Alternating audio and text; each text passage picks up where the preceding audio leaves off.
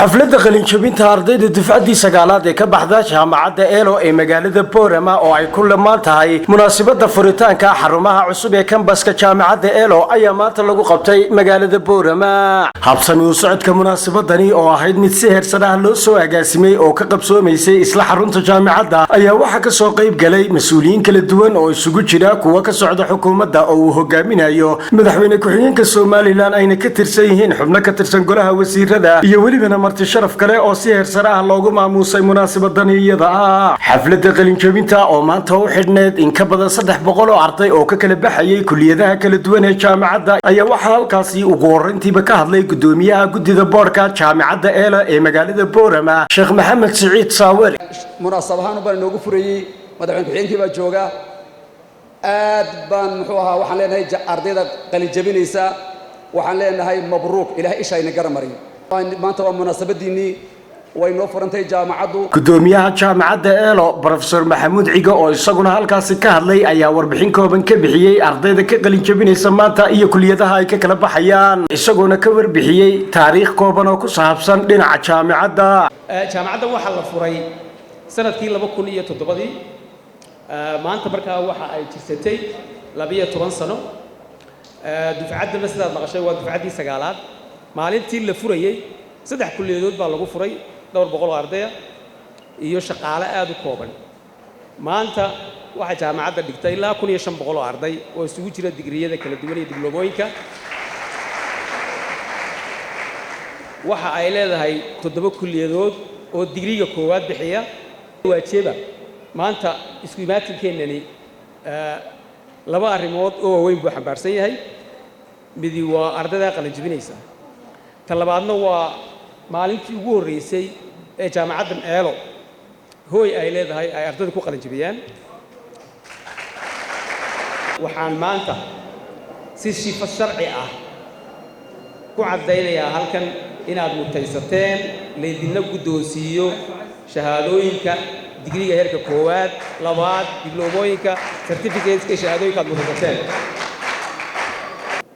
mudanayaal iyo marwooyin waxaan ugu horeyn ugu mahadnaqayaa maamulka iyo macallimiinta jaamacadda Eelo oo diyaariyay korna u qaaday garashada maanka iyo magacaba boqolaalkan qof ee ku qalinjabinaya halkan. waxaan u hambalyeeyaa ardayda kulliyadaha kala duwan ee ka qalinjabisa jaamacadda Eelo dufcadda sagaalaad waxaan leeyahay mabruuk mabruuk alf mabruuk. waxaan bogaadinayaa dhammaan dhalinyarada halkan maanta ku qalinjabisay ee dufcadda sagaalaad jaamacadda Eelo iyo waalidiintii soo waxbartay. xitaa qoliyo yar waalidiina laftooda ayaga yar muuqdaan oo waaweyn yar bas ku jira dhammaantiin hambaliyo.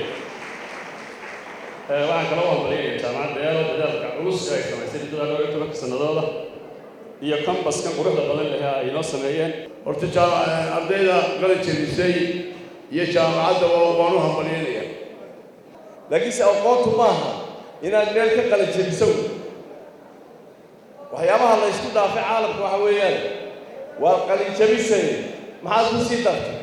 waa hambaliyo waa maalin lagu soo gunaanadayo dadaalkiinii iyo aqoontii aad soo barateen laga marakacayo inay tahay aqoon lagu shaqo tagi karo oo dalka iyo dadkaba lagu anfici karo. ugu dambeyntii waxaa hadalka soo afmeeray madaxweyne ku-xigeenka Soomaaliland Cabdiraxmaan Cabdilaahi Ismaaciil Saylici isagoo ku bogaadiyay kuna dhiirigeliyay ardaydu inay dadaalkooda halkaasi ka sii wadaan. salaan kadib waxaa maanta runtii sharaf weyn ah inaan ka soo qayb galo qalinjabinta dufcaddii sagaalaad ee jaamacadda Eelo. waxaan marka hore hambalyeeyaa maamulka jaamacadda oo runtii hawl adag muddada 12 sanadood ku soo jiray. marka waxay ku dardaarayaan inaad noqotaan inta wanaagga iyo karaamada iyo sharafta u heelisa qarankoodana kuwii ilaahay naga dhawo ku ducaynaya in kuwii anfaca qarankooda anfaca, waalidkooda anfaca, lafoogana anfaca. heesta kalena madaxweyne ku-xigeenka Soomaaliland ayaa maanta si rasmi ah xadhiga uga jaray xarunta cusub ee kambaska jaamacadda Eelo ee magaalada Boorama iyo xarumaha ay ku yeelan doonto. waa Ibraahim Suxufi, Bulsha TV, Boorama.